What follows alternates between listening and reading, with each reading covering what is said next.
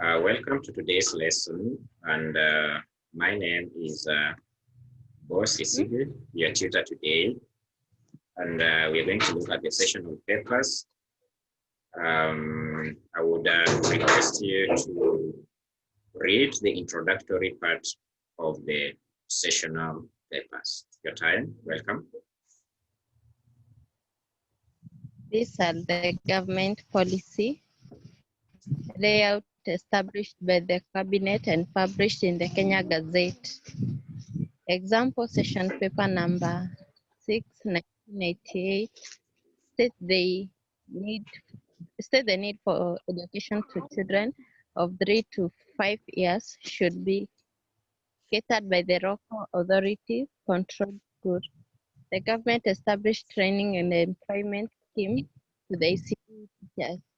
Sessional papers number 1 of 2005, the government introduced the integral holistic development of 4 to 5 years old children. It also emphasized on the need for partnering with other stakeholders. Yes, partnering. Thank you. When we talk about sessional papers, we mean that these are government policy layout established by the cabinet. When you say the cabinet, I think you understand when we talk about the CS nowadays. So we say the ministry, there is a committee, and it is published on Kenya Gazette. So anything official that will change the education and the way things are observed in Kenya and even the education sector or any other ministry, they must be published on a Kenya Gazette. So with these sessional papers, actually, they are the policy layouts. Remember, we said a policy is a guideline in which any program, any department, any ministry, any of developments is following. So if it is written, laid down, that's why I say layout. When it is written, we say that this is a sessional paper. Because when they discuss what is actually well laid for discussion, and all of the committee members are really selected, and they take it very seriously. The way they could debate they could debate maybe in a Senate, they could debate maybe in a parliament, and this makes it very easy for them to either say yes to it or no to it. When it has passed, that policy becomes a sessional paper. We have been given examples here in 1998, session paper number 6. It means in those sittings, they had different papers to discuss. Maybe another one was in finance, another one was for development, for infrastructure, for health, but educational one became number 6 that year. That is 1996. That states that the education of children of 3 to 5 years should be catered by the local authorities controlled schools. That's why nowadays you find like you are told that education is free for the preschoolers. The government established the training and employment of schemes of the ECDE teachers. Sessional paper number 1, which was 2005, the government introduced integrated holistic development of 4 to 5 years of all children. It also emphasized on the needs for partnering with other stakeholders. So that's why with the ECD now, you'll find the health ministry comes in with the polio, comes in with immunization, comes in with the other measurements, or we can say maybe tests that they are taken on these children in any of the preschools, because it is part of sessional paper of 2001. Let us look at ECD policies. Kindly read what you can see. The government has come up with the policy to streamline the ECD. However, ECD has not been taken seriously, leaving the community with the responsibility of foreseeing the progress and coordination of the preschool. The following are the policies by the government and the ECD. Yes. So, Human resource policy on Kindly proceed. Start from number 1, human policy, human resource policy.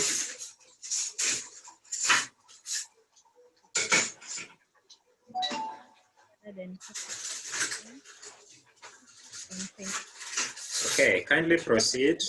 Yes.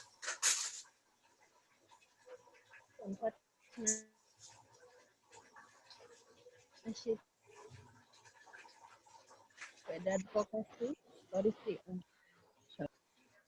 Okay, so you'll check your volume. It looks like it is very low. I could not hear the way you read it, but it's okay. We can proceed. That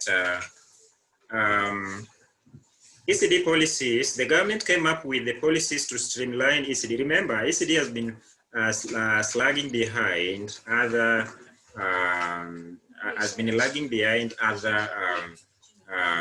other educational levels, and this was a very this is a very, very sad scenario because it's the foundation of every other educational level, but the reality is it is being handled as if it is not that much a serious docket in education. So that's why here you are given a clear indication that the ECD have been left to community. So it is leaving the community with the responsibility or foreseeing the progress and coordination of preschools. That's why even in public schools, ECD teachers are not paid by TSE unless if it has been done recently, but maybe by the county governments or any of the people that are the stockholders. But actually the board of school, board of parents, or the PTA is the one that ensures that these teachers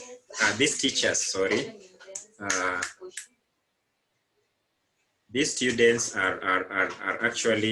teachers are actually paid by the end of every month. So with the new policy, if it can be implemented, the 2005 policy can be implemented, the ECD in schools should be coordinated by the Ministry of Education, TSC, NAT, the way other levels are being coordinated. So we say that the responsibility has been left with the community for foreseeing the progress and coordination of preschools. The community is the one that will even fundraise to get more cash, maybe to get more desks, to get more classes, to get maybe more books. So the government starts supporting from grade 1 onwards. But of recent, we can see there is some changes that have happened. At least now preschool has started being considered. The following are the first one is the human resource policy. This one looks at maybe the privileges of the teachers, the number of a teacher in a class, of a particular maybe population. And it has not just been successful as it has been said, because you may get like a teacher handling many pupils, maybe a teacher being underpaid, or maybe a teacher again not getting enough resources, not getting books. We have schools outside here that do not have what they should be having in the ECD sections.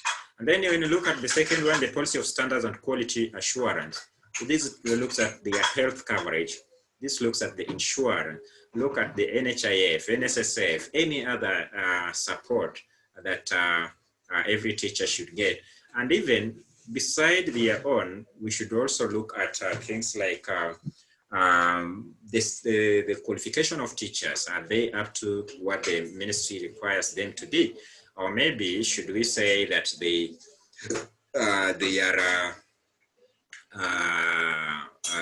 are preparing professional documents? Are they adhering to the ethics of teaching, and so forth and so on? So with this, it is actually another policy that was laid on. And then we have policy on financial management, maybe the way the school spends its cash, maybe the way the school budgets, gets funds. Where do they get? Do they get from the government? Do they get from donors? Or maybe do they have maybe fee structures for parents to pay? Or do they fundraise? Or do they, so how do they actually get their funds? And then how do they manage the funds? How do they maybe use the funds? In this case, do they actually have a procurement? Do they maybe use the records, write records? Do they have, let's say, editing, auditors coming in school and trying to see what has happened? So this is what it's all about. I would like to hear your trial on resource planning. What do you think this policy on resource planning emphasizes on? Your trial? I think it's from the finances that they get, how they utilize and plan out every in ECD section. Yes, so that they should have a proper.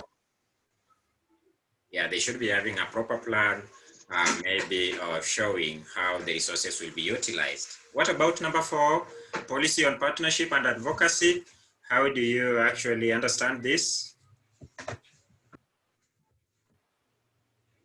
The partnership, I think I can say if it's like the county government, how it helps the school, the ECD section, and the ministries, how they take care of the ECD section.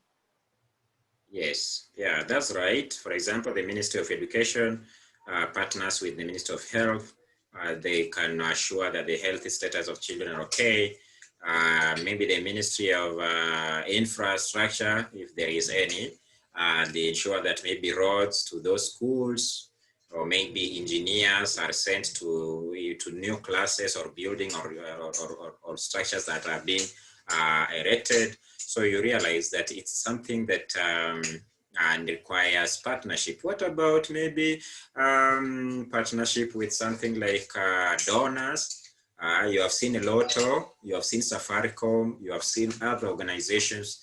They really advocate for ECD. They push the government, they push other donors, they push other partners to ensure that ECD is taken seriously. What do you understand by the policy on communication?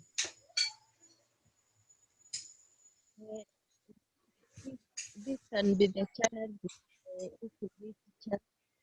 the ECD can use to communicate with maybe the ministry. Yes. I can see that. Yes.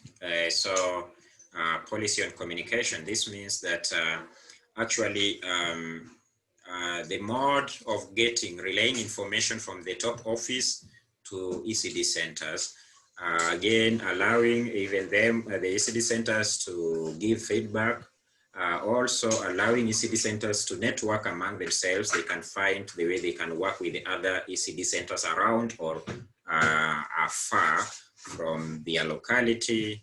Again, communication looks at even the use of IT, the advancement, the recent improvement in the way schools, ECD centers can get trained.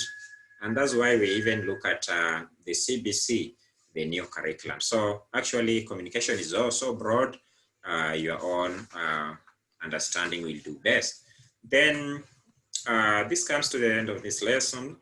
But before we say bye-bye, we have to look at the summary of the whole lesson, and you will help me to explain what you have understood. When I read, I want to read the first line, which is there, and then the second, then the third one, then we finish there. I leave you an activity. If you could be 2, 3, you could have done group activity, but because you are alone, you will try it the best you can. What do you understand when you say a policy is a plan of action or set of ideas agreed upon by an organization, a government, or a political party on what to do in a particular situation. The policy, it means that it's what have been set and discussed to govern what the organization should do or how it should be ran. Yes, that is right. That is actually the action plan. Action plan. You know, action plan is different just from planning. Action plan means this is something that you want to do. For example, if you want maybe to increase the classes by the month so and so, we shall have one more class. Or you want to get more books. The action plan should state that maybe by February, we should be having this kind of books or this number of books or these new learning materials. So the action plan, maybe there shall be a training, maybe there shall be a seminar for teachers. So the action plan actually is a set of ideas agreed upon by an organization. In this case, we are talking about by an ECDE center. So when an exam comes, ensure that you focus on ECDE. The organization, government, or political party, this is an example that you have been given. But with you, as an ECDE teacher, you look at a policy as an action plan for an ECDE center, right? Okay, try to explain this. An education commission is a task force established by an act of parliament to look into education issues. Okay, what do you get by this?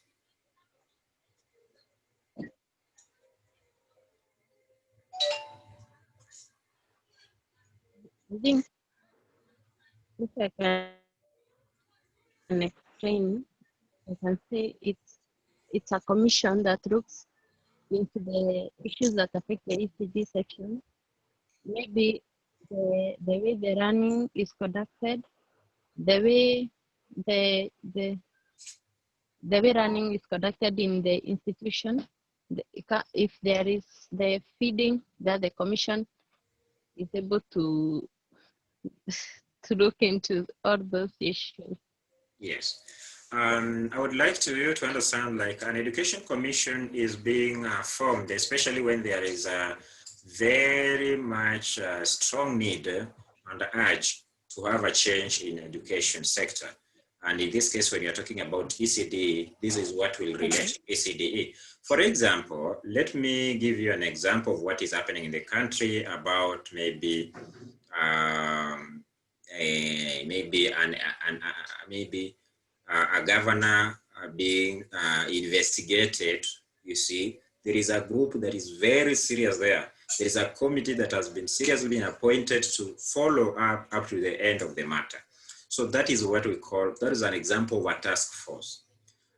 So when we say, for example, we have a very serious concern that we would like to see as a change in education, what happens is that the task force is being selected, and in this manner, when the task force is being selected, it is it discusses in different sittings in so much, like you can see the revenue sharing, the way it is being done in Senate. So that is how the task force work on a new policy. So it is different from maybe the school management. So the task force is level, the national level, or maybe the level of the Ministry of Education, or the level of the MPs, or maybe those ones who have that power of changing education policies. Okay. Lastly, we have Ominde Commission, Gachari Commission, Mackay Commission, Kamunge Commission, and Koech Commission. Is some of the education commission established in Kenya. Okay, can you say something about that?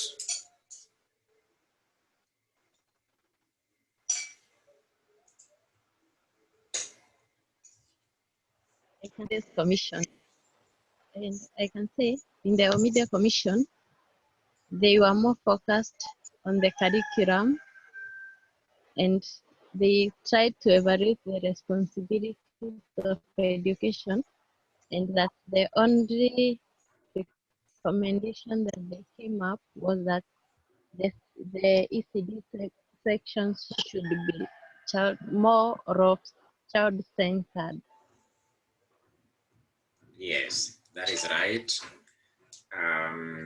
So you should have at least every summary of each of the commissions, so that when you are asked, they might randomly ask you any of the commissions, maybe even Gachad, even McKay. So you should know what pertains to each. But in case they give you a general question, you can pick from any of them, and you should be ready for any of question setup. So the exercise that I'll give you to go and do at your own before we meet next time, because actually we shall continue with chapter 4 next week. If you look at this, number 1, it shall be discuss the challenges facing ECDE in Kenya. So you know the challenges. Can you try? Give me 2 challenges you know.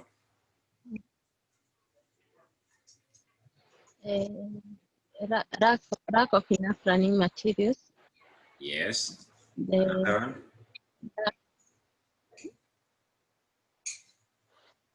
lack of lack of enough spaces. I don't know how to put it clearly. Spaces. Lack of enough. Yeah. So you should know that every word you say has a meaning.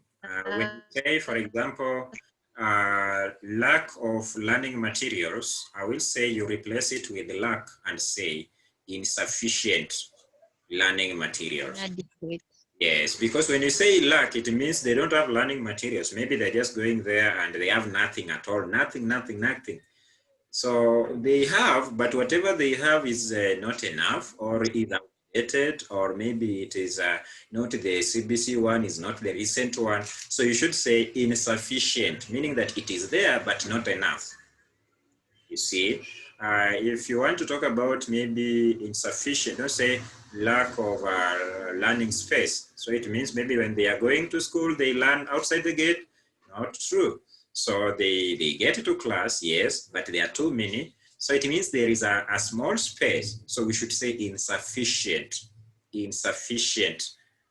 space in the lessons, or maybe in the classes. So number 2, so when you are asked such a question, discuss means after you have stated maybe insufficient learning materials, you have to explain, even if it's a line or 2, to strengthen your point. That is why it is called discuss. Obviously, you cannot discuss as a one person, but you are trying to explain so that the examiner understands you more. So it is a discussion. So you have to explain at least something after writing what you know. And maybe it will be led by the number of marks. If maybe there are 10 marks, you can state 5 challenges and then explain them. So you'll have won the 10 marks. But if you see it is 10 marks and you write 2, you are sure that you have given very little, and you will get little marks. And again, you look at it, if it is only 1 mark or 2 marks or 3 marks, so you just state 3 and you go to the next question. Because even if you write 10 of them, because that is maybe a question that you have seen first, and you should be aware that other questions are ahead of the paper, you'll be wasting your time. And then when you reach to where you have to think, you are told time is up. So you should be able to balance when you're answering these questions. So you look at the marks to guide you how to do it. Number 2, state the recommendations made by co-ed Commission on Education. So you will have to study on it and then give the recommendations. So when you are asked such a straight question, you have to really focus only on co-ed Commission, not that all the commissions, because that one will be wastage of your own energy, but what they'll mark is what relates to co-ed Commission. Number 3, explain 5 ECD policies in Kenya. So you can see what I was trying to say. So that's why I was spending a lot of time to explain each one of them. So you write one, you explain. Maybe you can give me 2 policies in ECD in Kenya. Can you remember any 2?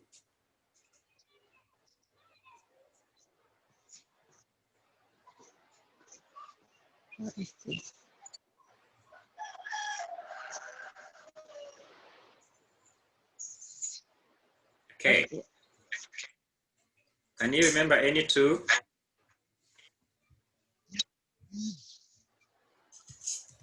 Okay.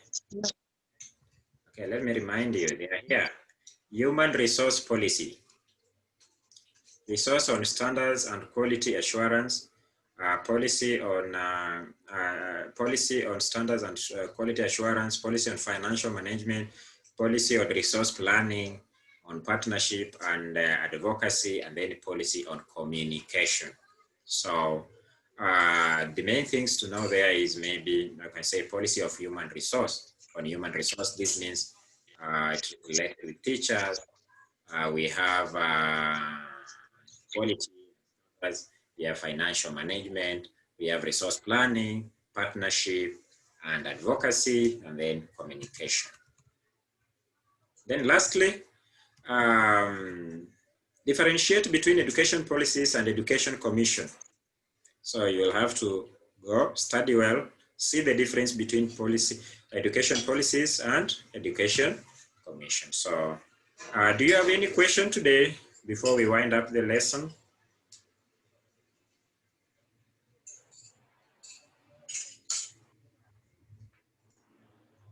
No. Okay, thank you very much. Thank you for attending this lesson. Let us meet on Monday for for chapter 4. Bye-bye. Have a good evening. Okay.